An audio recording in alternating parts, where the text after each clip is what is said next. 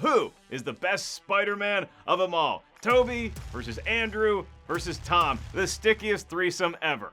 Hey everyone, Mark Ellis here on the show where we drop the puck on a scintillating matchup in the world of movies, TV, and hopefully not books. Here's how it works. 3 rounds. Round 1, box office. Round 2, Tomatometer. Round 3, power and responsibility plus a wild card. Round number 1 is box office. Spider-Man has been a fixture at the top of the box office. He first debuted on the big screen in 2002. The Amazing Spider-Man! That year, Tobey Maguire upside down kissed his way into our hearts to the tune of 3 total films that grossed a combined $3.3 billion worldwide. The first 2 were great, and the third one oddly made me miss Nickelback. After getting cheated out of his Facebook shares, Poor Peter Parker. Andrew Garfield stepped into the reboot The Amazing Spider-Man and its lone sequel. The 2 combined collected $1.6 billion here on planet Earth. Then Sony sent a lot of emails that we all read, and somehow Marvel was able to secure the again rebooted Tom Holland Spider-Boy into MCU. If you combine the 3 movies that Tom Holland has already appeared in as Spider-Man, they've done $4.1 billion worth of business. That's almost enough money to buy Star Wars. Almost. Here's my take. Tobey's got 3 standalone movies that did over $1 billion a piece, and that's even more impressive considering he didn't have like 38 other Avengers or a talking raccoon in the films to help him. That is true! That was all on his shoulders, selling those tickets. Neither of Andrew Garfield's flicks cracked the $1 billion mark. Oh boy. And Tom Holland, Homecoming, didn't quite hit $1 billion either. I don't understand. I'm intimidating. Mr. Stark, I'm not feeling so good. The edge is going to Tobey. Now dig on this.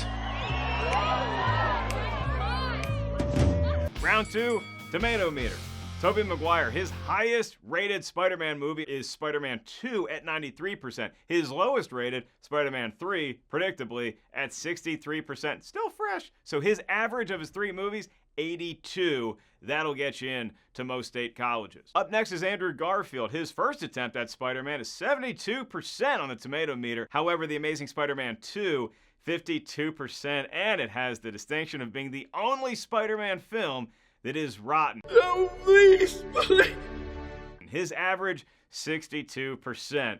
So moving on to Tom Holland, his high is his movie, Spider-Man Homecoming, 92%. His low is Avengers Infinity War, 84%, but he survives the snap, 89% for his average. That's 3 fresh movies so far. Tom Holland, you're a young kid, but you're getting a big win. You take round number 2. Holy shit! Round number 3, power/responsibility. With great power comes... Yeah, we all know the phrase, but who amongst these arachnid folk had the most power or the most responsibility? It ain't Tom Holland. Look, he's got chores around the house, but he's got tons of shoulder pads, core reactors, magical hammers to lean on when the fighting gets serious. I give Tom a lot of credit for taking on the Vulture, and he got in some good licks against Thanos, but his first fight in the MCU, it was against Captain America. That's not a fight, that's a scrimmage. Look, I love what you did against Ant-Man. Keep watching the old movies. You ever seen that really old movie? Empire Strikes Back? You're not winning this round. It's between Andrew and Tobey. They both had to juggle homework with a solid love interest, but Andrew Garfield, he had to deal with his love interest not making it out of the second film. Plus, he tangled with the Lizard in his first movie, and then the trifecta of Electro, Green Goblin, and Russian Paul Giamatti in The Amazing Spider-Man 2. That's a whole lot of responsibility. Some may even say too much for one movie. Like, don't cram all that responsibility into a third act. Speaking of shoehorns, Tobey fought off both Venom and Sandman in Spider-Man 3, and he also lost the battle to his need to dance. But come on, let's talk about the most epic clash he ever had. That was the memorable one against Doc Ock in Spider-Man 2, and I'll throw in the original tangle with Green Goblin in there as well. So both Tobey and Andrew handled their responsibilities incredibly well, but Garfield also had the added pressure of dealing with Gwen Stacy's dad, who's a cop, played by Dennis Leary. I mean, you are in for a lifetime of rough Thanksgiving table conversation. I saw a video on the internet. Oh, you saw the video on the internet. Well, then the case is closed. Good luck with that, Andy. You win the round.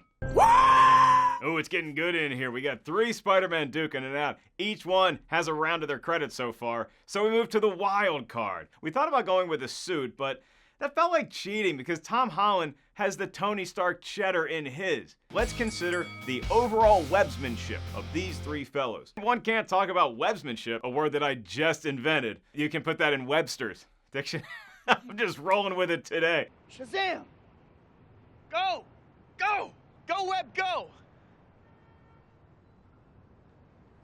Let's look at the average web screen time per movie. Now, Andrew Garfield, he averages using his web 4 minutes per movie. Tobey Maguire trails him slightly, 3.8 minutes per movie. Tom Holland, a distant third. He only uses that web 2 minutes per flick. You're a young kid, you'll learn how to last longer.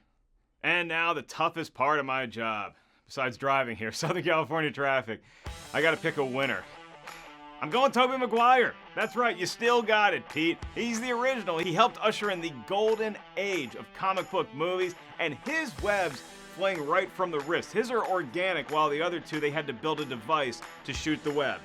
And call me old-fashioned, I like organic, natural, free-range webbing, and that's what Tobey Maguire brings to the table as Peter Parker / Spider-Man. But it doesn't matter who I think is the best. I'm just one man of below-average intelligence. It's your turn. You're the viewer. You have all the power, and with great power comes great responsibility. Great responsibility.